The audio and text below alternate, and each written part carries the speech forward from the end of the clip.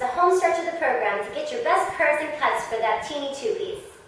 This series focuses on specific goals each week and builds upon the previous week. This is the 5th and final week of the program, so if you're just joining in now, please refer back to week 1 to get the full program details. The 5th week focuses on a full body routine. You will perform the workout provided during 3 days this week and alternate it with week 2's core and cardio workout, as well as week 4's Pilates and cardio workout.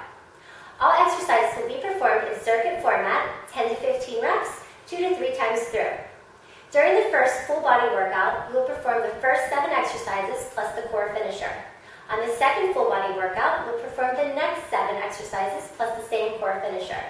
And on your third and final full body workout day, you'll perform all 15 exercises twice through. Now let's go ahead and learn the full body exercises for week 5's workout. For this week's workout, you'll need a set of hand weights, a small ball, and the ab crunch accessory. Have your incline placed on a low to a medium level. Take your hand weights into your hand for a squat and press.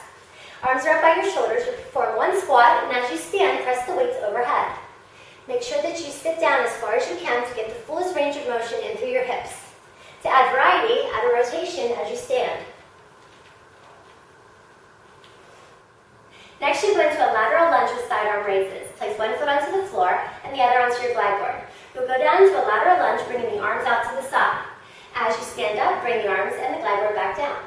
Make sure that you keep your nose, knee, and toe in one straight line, and sit your hips back as much as you can to get the fullest range of motion. Be sure to do this exercise on both sides. Using the same leg you just worked, turn and face away from your tower for reverse lunge and tricep press. You'll go down into a deep reverse lunge with your palms facing up and lift through the arms. As you stand, press through the supporting heel. Once you've done your desired reps, do the previous exercise and change sides. Next, you'll perform a lunge drop with your arms held isometrically out to the side. Start with your legs together. You'll hop back into a lunge, then hop together. Then go to the other side. You can pick up your speed to really intensify the exercise. Next, you perform high-low flies. This can be done either seated or kneeling, and I'll perform the kneeling. So you'll anchor down, come to a kneeling position. With your core engaged and your back is flat, you'll do 1 high fly, followed by 1 low fly, keeping your chest lifted and your core is engaged at all times. To intensify this, you can bring it to a high kneeling position, doing the same motion. Be sure to keep your core engaged and your spine long throughout the motion.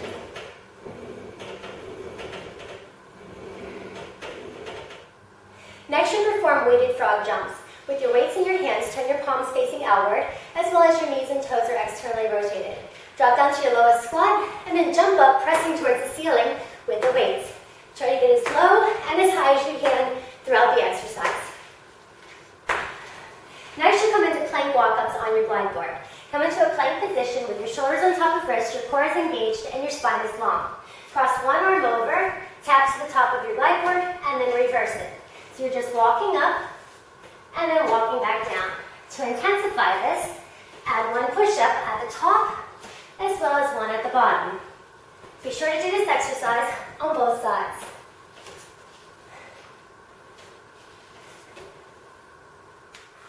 Next, you perform curtsy lateral lunge.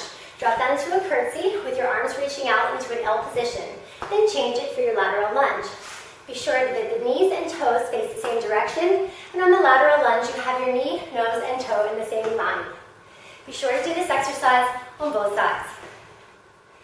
The next exercise are squat and bicep pulses. You'll need your weights and a small ball. Take the ball behind your calf and your hamstrings. Go down to a low squat position, pressing the weights through your heels. Bring your arms up into 90 degrees, keep your core engaged, and start to pulse the arms upward while your body goes down. You can do this exercise until you start to feel the burn. Next, you move into bridge presses. Take your small ball and place it in between your knees. Squeeze tight. Make sure that your cable is disconnected from your glide board and come down into a supine position, lifting up through your hips.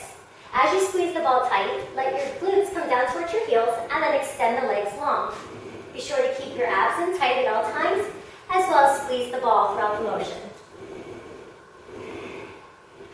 Connect your cables again for high-low chest press. Facing away from your tower, come to an either seated or kneeling position. Your core is engaged and your spine is long. You'll perform eyes, and then one down towards your belly button. To make this more intense, you can come to a high kneeling position, keeping your core engaged with a slight lean backwards.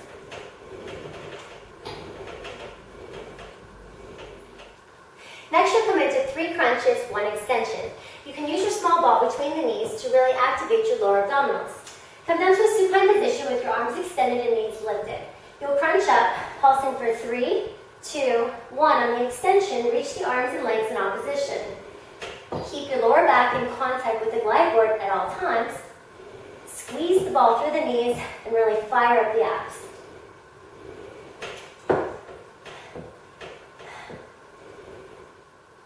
Next, you'll move into dribble jack squats. With your small ball, go down into a low squat, dribble, and then change directions. Try to drop your hips as low as you can each time. If you have a medicine ball, you can add more of a challenge. Disconnect your cable and come down to a plank position on your glide board, bringing your shoulders on top of your wrists, your core is engaged, and your spine is long. Take your bottom leg and cross it underneath of the top leg. You're going to reach and pull with the arms. As you do this, you can pipe the hips up. That'll help you feel your obliques even more. To add more of a challenge, you'll go into a push-up position and minus the pike.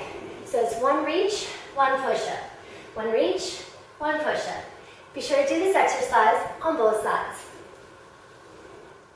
And for your core finisher, connect your ab crunch accessory for knee pulls front and side. Come onto your glide board. With your core engaged, you're going to just move the glide board up and down the rails, keeping your core contracted at all times. Once you've done these to the front, turn your knees to one side to work through your obliques, and then you'll go to the other side. These are the full body exercises for week 5's workout.